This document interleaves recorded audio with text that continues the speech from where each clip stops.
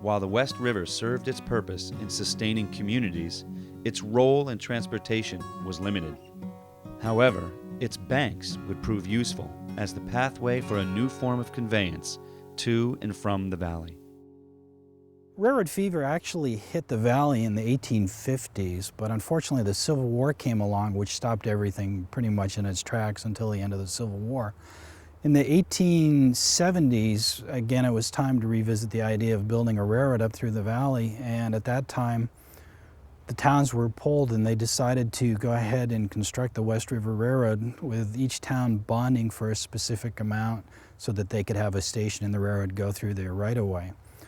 The original design was to build the railroad from Brattleboro to Whitehall, New York, but they didn't have enough money to do that, so the final bonding was to build a railroad from Brattleboro to the village of South Londonderry. Construction was started in the late 1870s, and the railroad was actually finished in the fall of 1879, I believe is the correct date. But since it was the fall and they hadn't finished everything, the first trains really didn't run till 1880. Merchants wanted it because they had a way to get their wares in and out of the valley, but a lot of the residents were really not so sure that they really wanted to spend their money bonding a railroad that, the economic viability was never really proven at that point.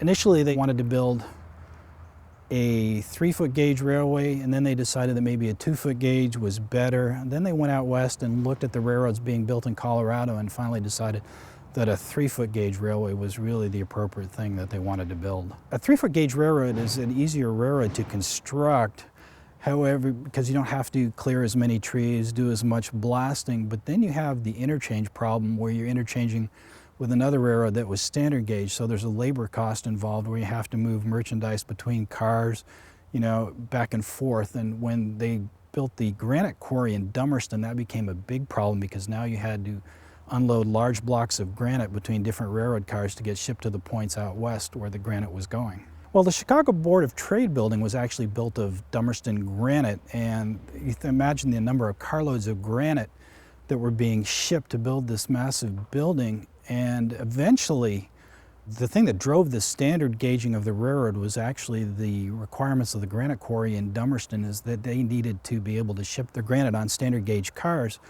So in the early 1900s, they standard gauged or dual gauged the line from Brattleboro to the quarries so that they didn't have to transship the granite. And in 1905, that all changed when they decided that it was time to standard gauge the entire line, and they did that in 1905.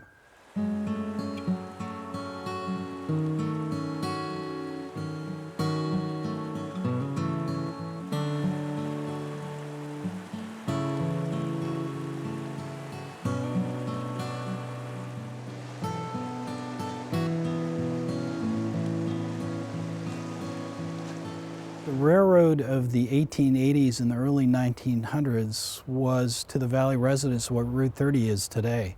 The railroad really was the major connector of commerce between people in the valley and the outside world, including Boston, New York, even Springfield, Massachusetts, Hartford, Connecticut, and points to the south. Anything that you can think went on the railroad. There was very little that went on the roads at the time, because the roads at the time were basically just for people to, get along in their horse and buggy, and then when the Model Ts came along. But if it was big and it had to be shipped, it was shipped on the railroad. Even small lots were shipped on the railroad. So this was an outlet for the products, and they had a way to get the stuff to market and get stuff from the cities into the villages. Well, as you know, the first week of November in 1927 were the time when the Great Rains hit the valleys. And essentially the West River was knocked out of service from the Salmon Hole Bridge north to South Londonderry, with the Salmon Hole Bridge being taken out and the railroad essentially washed away further up north. At that point, the Central Vermont Railroad itself had been in a period of decline. It had been in receivership, and they were trying to get rid of their branches as fast as they could. And the 27 flood was a perfect time for them to go ahead and do it. So after the 27 flood, the Central Vermont petitioned the Interstate Commerce Commission to abandon the West River branch. And after much discussion in Washington, they were allowed to do that. Between the period of 1927 until the railroad was rebuilt in 1931, the country went through the Great Depression. So in 1929, business in the valley had essentially dried up to the point that it had been prior to the early 1900s. A lot of the industries had moved or gone out of business. So when the railroad came back into operation in 1931, there really wasn't a lot left that was relying on the railroad to ship their merchandise anymore. Anything that had been shipped had moved over to trucks or had essentially gone out of business. The final towel, I believe, was thrown in 1936. And the railroad was scrapped that year. They started from South Londonderry and worked down to Williamsville, taking up the track. I believe by 1939 the tracks were essentially all gone.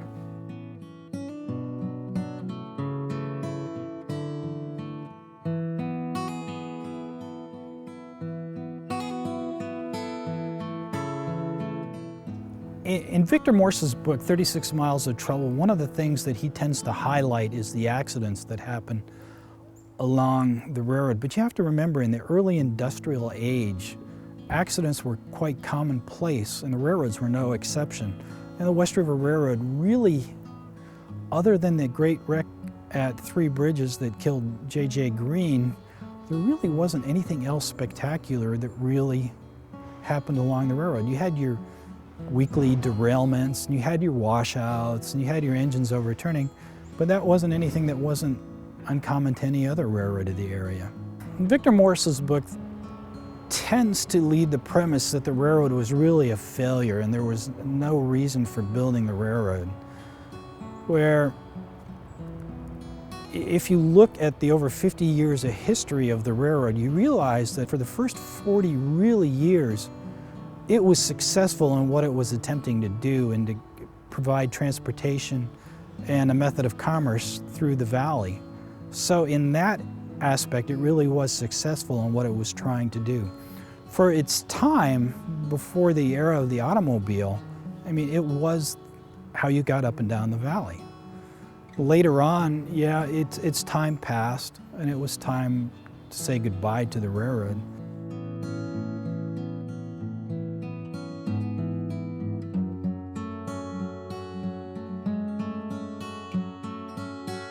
Though the tracks no longer remain, the pathway still does.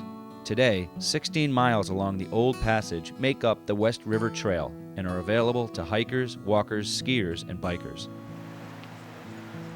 Organized in 1992, Friends of the West River Trail is dedicated to the establishment of a 36-mile scenic trail through the West River Valley, eventually linking Brattleboro, Dummerston, Newfane, Townsend, Jamaica, and South Londonderry.